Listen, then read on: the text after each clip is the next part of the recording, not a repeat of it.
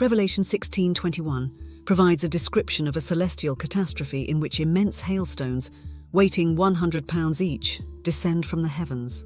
These hailstones symbolize a divine manifestation that is both magnificent in scale and of cosmic importance. While thinking about the possible power of God, it's impossible to rule out the idea that God could make hailstones that are very heavy, maybe even weighing 100 pounds. People might say that these kinds of weather events can't happen through normal physical or natural processes. But the question naturally goes beyond those and into the world of the supernatural. At this point, an important question comes to mind. Is it truly harder for an all-powerful being to create a boulder of ice that weighs 2 pounds than it is to create a 100-pound monstrosity?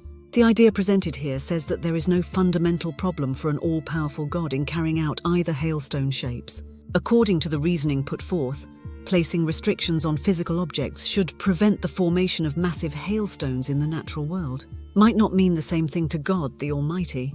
This point of view is supported by strong historical evidence, especially in the Old Testament. In the Bible, there are stories about times when God, acting in his heavenly power, caused terrible hailstorms to happen.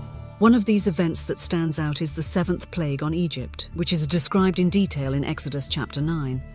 The Bible describes this event as a divine expression that was unlike anything else that had ever happened.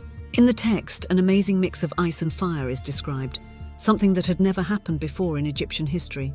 Many people believe that this strange weather event, which they describe as a holy mix of fire and snow, is a powerful example of how spiritual forces can control natural events to punish people. Furthermore, many occurrences throughout the Bible serve to further strengthen this notion. In Joshua chapter 10, which recounts Israel's conquest of Canaan, the Lord is shown as hurling large stones at Israel's adversaries. This demonstrates that God can use the elements to accomplish his purposes. The book of Job gives us more information about God's weapons. For example, in Job chapter 38, it says that God saves snow for times of trouble, war, and fighting.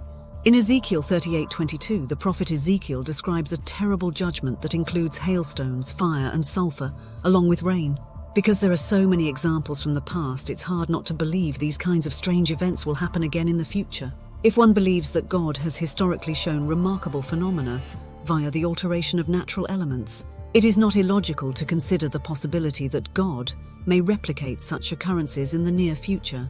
From this point of view, the past becomes a window through which to look at the possibility of mysterious weather events, suggesting that divine intervention could lead to future events that are difficult for human understanding.